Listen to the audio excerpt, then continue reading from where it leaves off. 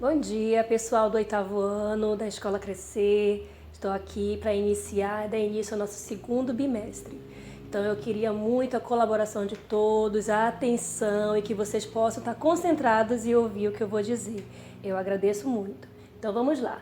A gente vai iniciar o nosso segundo bimestre, capítulo 3, com o conteúdo Vozes Verbais. Vozes verbais é um assunto novo, é um assunto que a gente vai estar iniciando e eu espero que a gente possa tirar todas as dúvidas nesse breve encontro. Então, falando sobre as vozes verbais, nós temos que ter a consciência que esse assunto ele está sempre relacionado com o verbo. Mais uma vez, a gente voltando com o assunto dos verbos, como eu tinha dito, que a gente não deixa de ver o verbo. E sobre isso, as vozes verbais, nós podemos dizer que é a relação do verbo com o sujeito.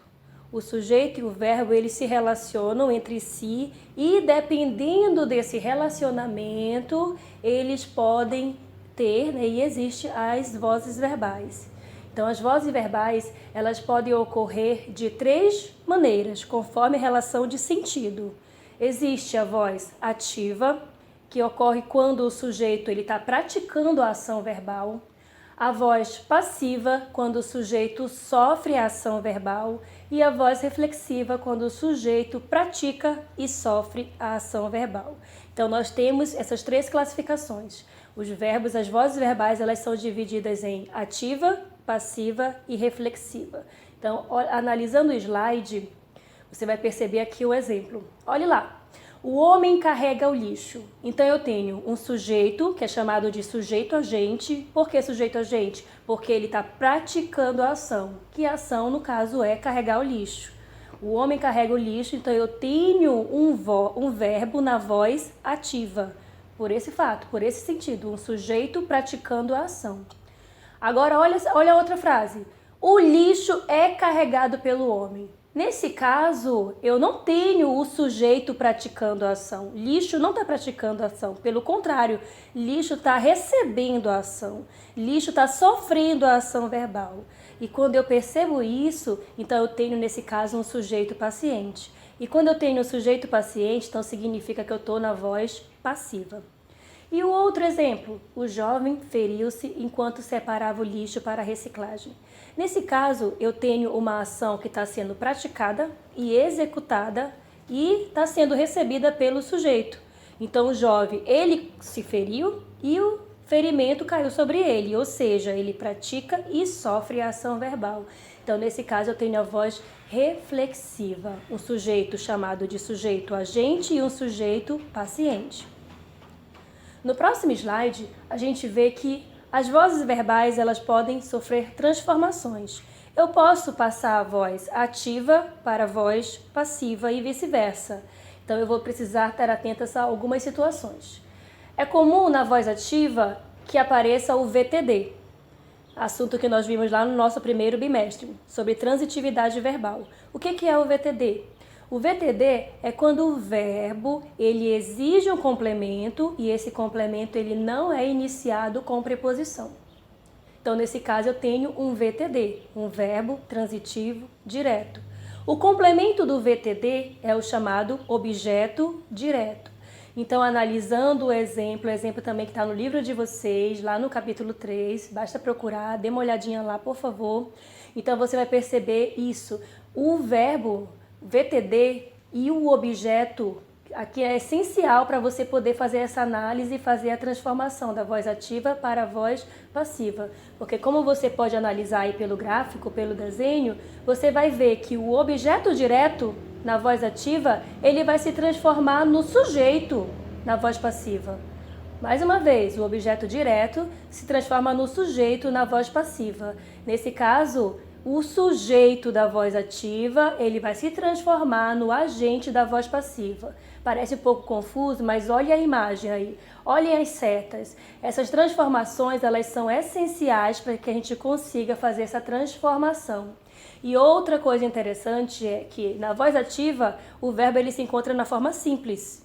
Enquanto que na voz passiva, o verbo ele se encontra na forma de locução verbal.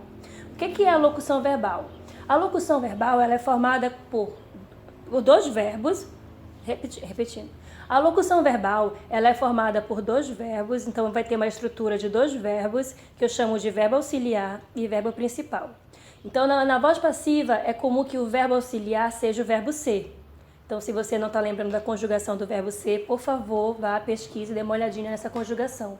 Porque na voz passiva, a voz passiva analítica, que é uma das formas, você vai encontrar essa estrutura.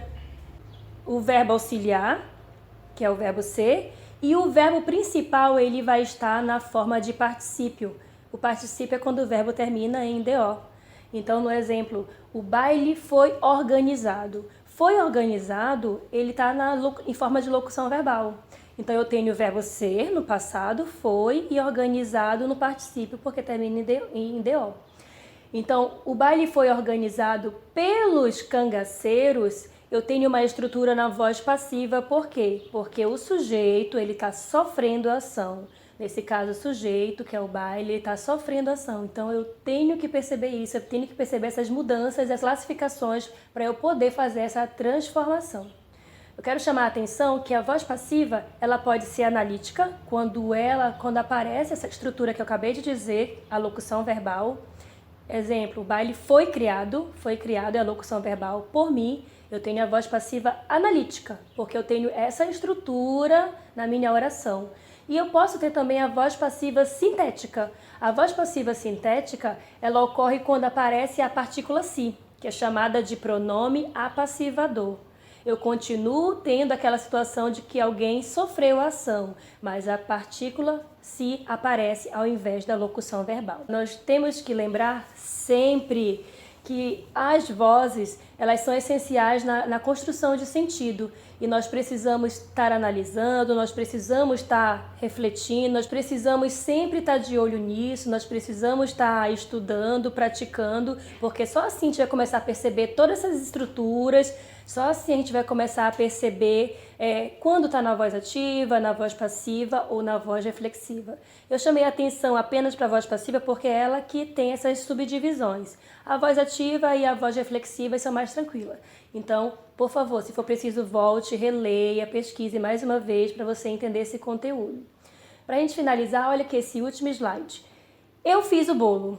Então, eu tenho um sujeito, no caso eu, praticando a ação. Fez o bolo, eu fiz o bolo. Então, eu tenho um verbo na voz ativa. Eu tenho um sujeito que está praticando a ação. Agora, o bolo foi feito por mim é diferente. Eu tenho um sujeito que está recebendo a ação. Então, está na voz passiva. Mesma coisa, o exemplo de baixo. O homem recicla o lixo na voz ativa. O sujeito está praticando. E o lixo é reciclado pelo homem, então agora eu tenho a voz passiva analítica, porque o sujeito recebe e olha aí a presença da locução verbal é reciclado. Então eu espero que tenha ajudado. Eu vou estar mandando uma lista de exercícios para vocês praticarem e dúvidas no próximo vídeo eu posso esclarecer. Agradeço, um beijão no coração. Tchau, pessoal!